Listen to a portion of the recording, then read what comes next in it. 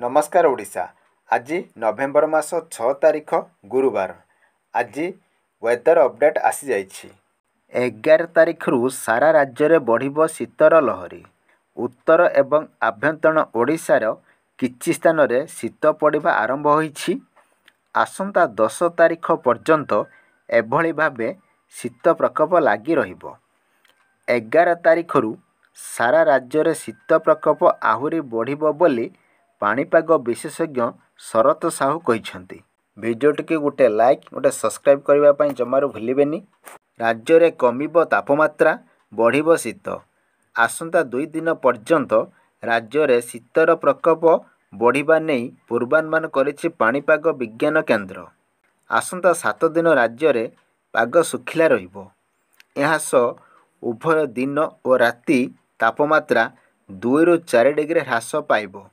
ସେଥିପାଇଁ राज्य शीतर प्रकोप बढ़िबो। ଏହା ସହ राज्य କିଛି ଅଞ୍ଚଳରେ ଘନ କୁହୁଡ଼ି ମଧ୍ୟ ଦେଖାଦେବ।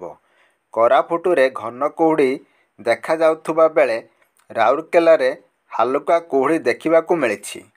ଆସନ୍ତା 24 ଘଣ୍ଟା ମଧ୍ୟରେ ଉପକୂଳ ଓଡ଼ିଶାରେ ତାପମାତ୍ରା ବଢ଼ିବ। ସେହିଭଳି राज्य ସର୍ବନିମ୍ନ ତାପମାତ୍ରା 12.5 डिग्री सेल्सियस सह फुलबाणी राज्य सबुठारु ठंडा अंचल बोली पाणीपाग विज्ञान केन्द्र पक्षरु कुहाଯାଇଛି।